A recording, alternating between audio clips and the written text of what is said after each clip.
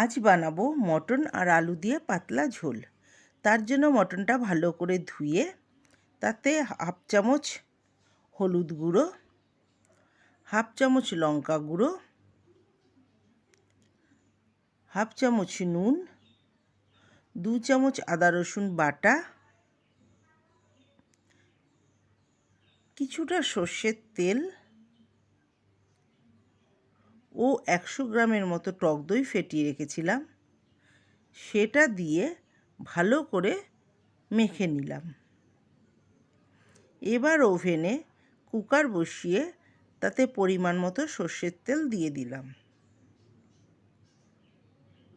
তেলটা গরম হলে 2টো তেজপাতা ও সামান্য গোটা জিরে ফোড়নে দিলাম। আগেই আলুগুলো লাল লাল করে ভেজে নিয়েছি। ফোড়নটা হয়ে এলে 3টে পেঁয়াজ কুচি দিয়ে দিলাম। পেঁয়াজটা একটু লাল লাল করে ভেজে নিচ্ছি। এরপর মেখে রাখা মাংসটা দিয়ে দিলাম।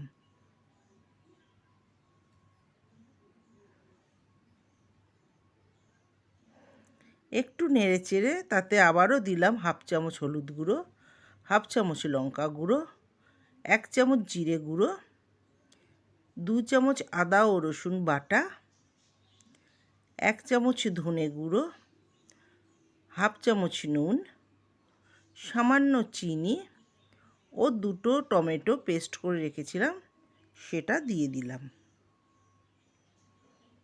এরপর ভালো করে কষে নিচ্ছি। যতক্ষণ পর্যন্ত না মাংস থেকে তেল ছাড়ছে এটা কষতে হবে। আলাদা বাটিতে জল গরম করে রেখেছি।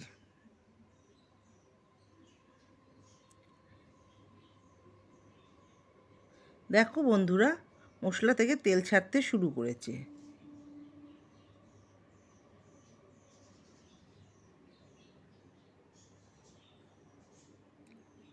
এবার পরিমাণ মতো গরম জল দিয়ে কুকারটা আটকে 3টে সিটি পর্যন্ত অপেক্ষা করব। 3টে সিটি হয়ে গেছে।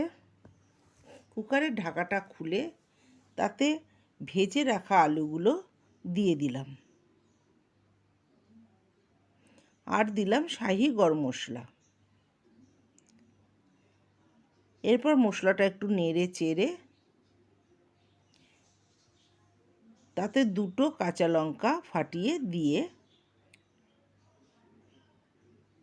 ঢাকাটা আটকে দিলাম।